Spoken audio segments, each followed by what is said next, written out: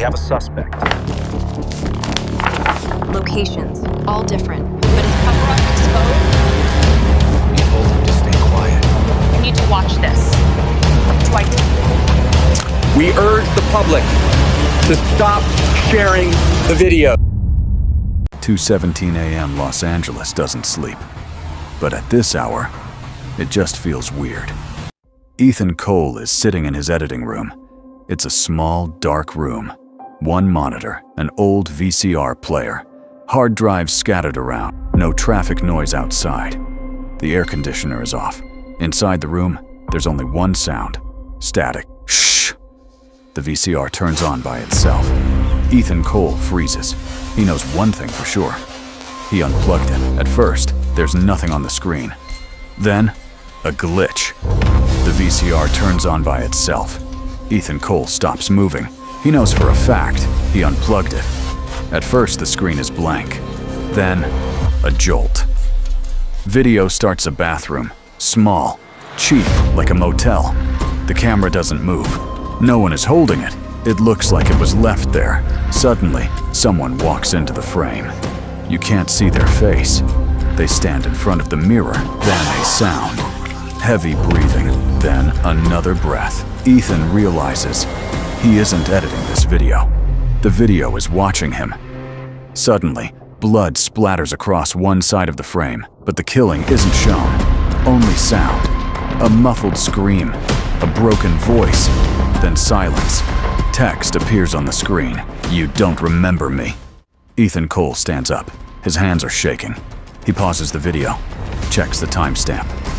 Recorded 12 years ago. That's impossible. Just then, his phone vibrates. Unknown number. Text. You watched it again. Ethan Cole feels something cold sink into his chest. Cut 2. Past 12 years earlier. A police station hallway. A younger Ethan Cole. Coffee cup in his hand. You need to tell me exactly what happened, right now. This isn't a game. Cut to present. At this time, we can confirm multiple victims from the incident at the Sands Motel. The situation remains fluid, and we urge the public to cooperate. Media headline. Ritual killing or copycat. Maya Reynolds reads the headline. Her inbox pings. No sender attachment. The same VHS clip. Subject line. You believe in truth, right? Another message. Voice note. Ethan Cole's voicemail lights up. A distorted voice comes through. You all watched. Nobody stopped it. Now watch again. Ethan Cole tries to remember. Nothing comes back. But his body knows. This fear isn't new. The TV is on. The news is playing. The same footage. Blurred. Detective Blake stares at the screen and says, "This is just the beginning." But he doesn't know. This killing isn't an investigation. It's a confession. 6:45 a.m. Los Angeles is waking up now, but Ethan Cole still hasn't slept. He plays the video again, the same bathroom, the same static, but this time he notices something. In the corner of the mirror, almost invisible, carved into the glass, a date, March 14th today. Ethan stops the video. Pressure builds in his chest. Crime scene. Just then, breaking news comes on the TV. Another body has been found, this time in a residential home. Detective Blake walks into the house wearing white gloves. The room is clean, completely normal, but in the middle of the room, a chair. A woman is tied to it. Her eyes are open. There is no fear on her face, but in her eyes, it looks like something is over. The preliminary results confirm our suspicions. The cause of death was not the fall. It was the poison. Detective Blake stops. What do you mean? The doctor says. She was forced to watch something for hours. Her brain just shut down. Maya Reynolds doesn't go to the crime scene, but she gets the video. She plays it on her laptop. She pauses it, zooms in. This time, in the mirror's reflection, a shadow, no face, no body, just one line of text. She remembered. Maya Reynolds swallows hard. 12 years ago, an old apartment. The TV is blasting noise. A woman is screaming. Turn it off, please. The camera moves. A young Ethan Cole steps into the frame, fear on his face. But he doesn't turn off the TV. Present. Ethan Cole can't remember this memory, but his body reacts. Sweat breaks out. His hands start to shake. Ethan Cole calls Maya Reynolds. You got the tape, didn't you? Maya stays silent. The clip spreads on social media. A hashtag starts trending. Hashtag watched and silent.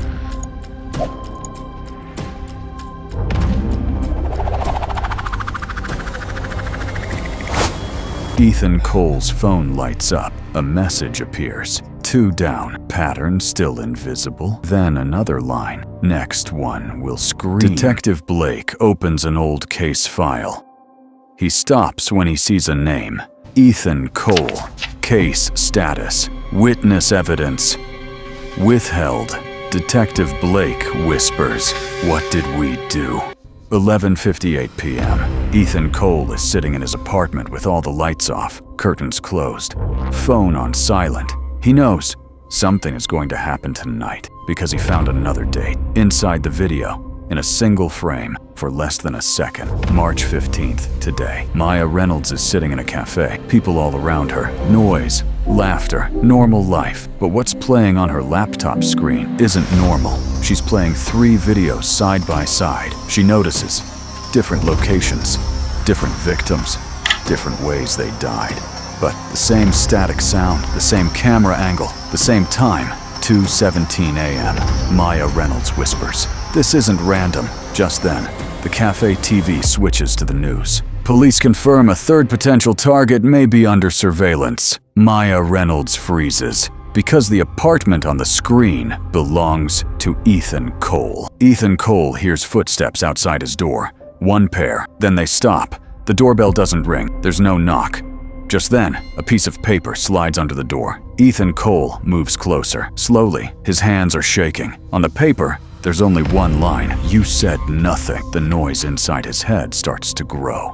12 years ago, a dark room, violent footage on TV. A man behind the camera says, "We can't show this." Another says, "But we saw it." Young Ethan remains silent. Detective Blake's voice. "We'll say the tape was corrupted." Everyone shakes their heads. Ethan says nothing. Ethan Cole suddenly throws up.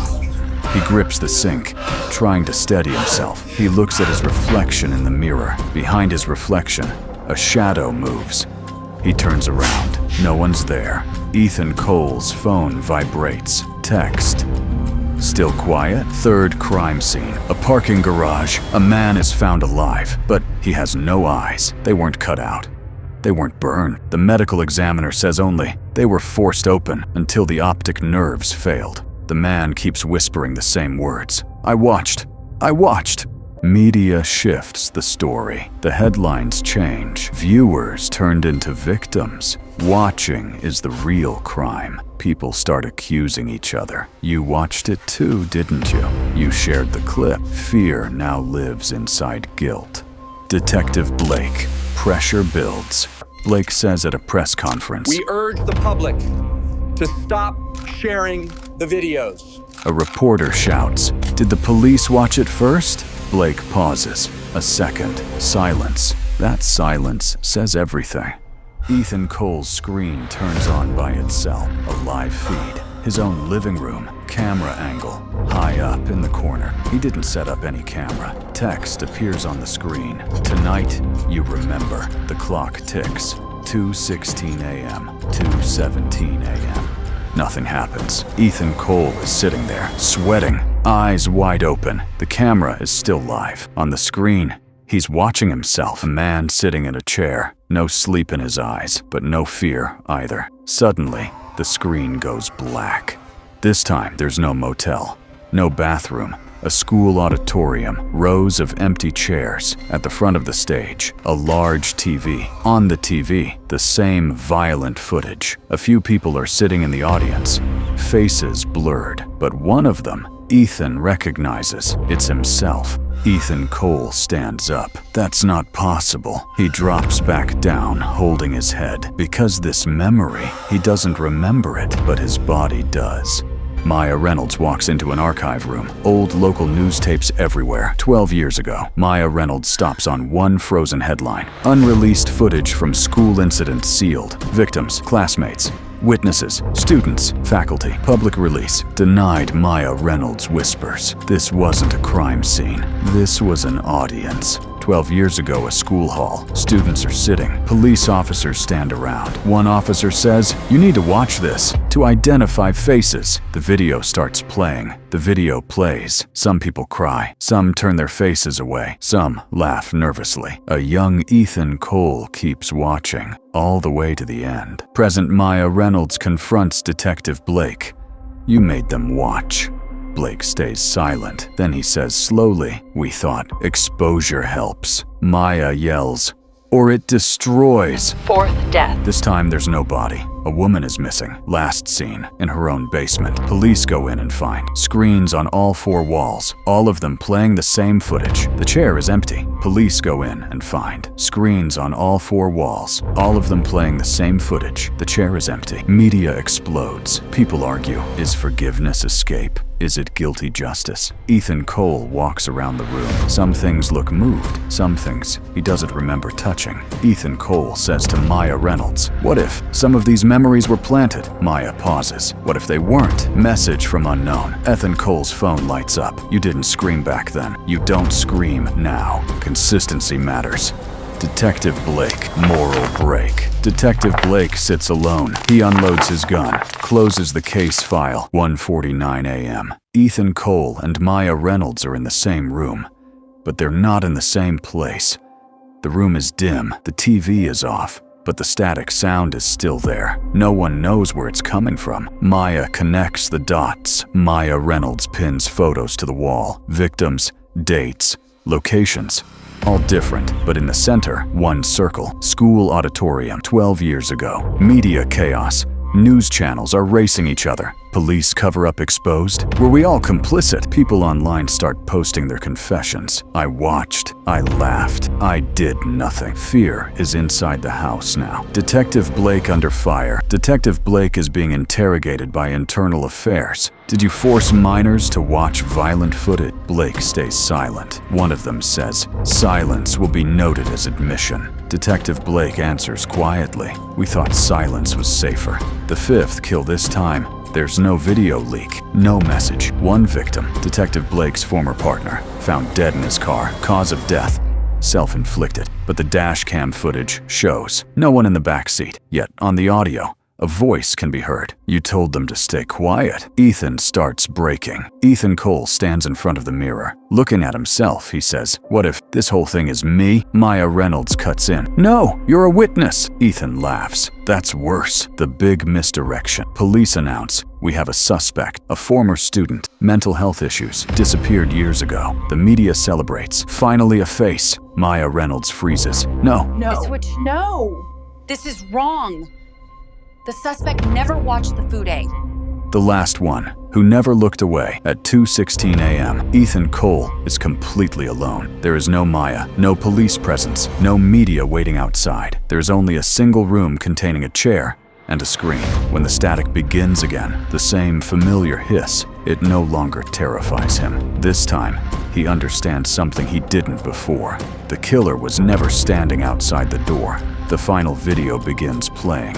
The image shows a school auditorium, clear and unfiltered. There is no blur, no distortion, no attempt to hide faces. Everyone is visible. A younger Ethan, Maya, Blake, and the victims. The camera moves slowly across the seated crowd before stopping on one empty chair. Words appear on the screen. "This seat was always yours." The implication is unmistakable. The absence is intentional. Back in the present, Ethan whispers that he didn't kill anyone. The screen does not respond with text or a synthetic voice. Instead, it plays an old audio recording, his own voice from years ago. He hears himself saying that releasing the footage would cause panic, that people were better off never knowing the truth. Ethan collapses into the chair.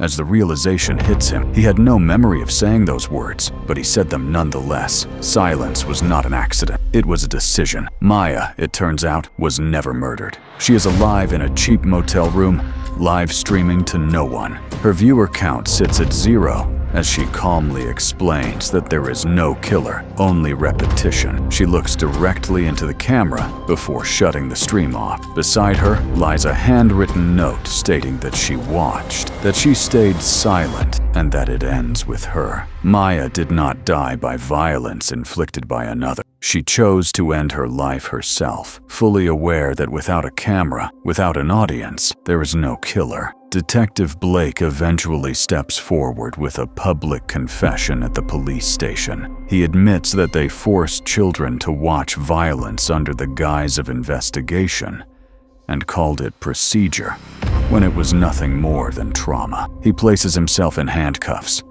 Blake survives, because survival is his punishment. He must live with what he allowed and enforced. Ethan returns once more to the screen. The video never truly ends. It loops endlessly as the static grows louder. A final message appears on his phone, stating that everyone paid except the one who turned silence into policy. In that moment, Ethan fully understands. The killer in this story was never a single person. It was the system that protected itself, the silence that was institutionalized, and the audience that kept watching. When Ethan finally turns off the screen, the room falls into darkness. The static stops, but the noise inside his head does not. For the first time, he looks directly into the camera. He asks a single question. If you watched this until the end, what does that make you? This story offers no peace and no closure. If a horror story begins not with murder, but with observation, and you stayed until the very end, then the final question remains unavoidable. Who is the last victim, and who is responsible?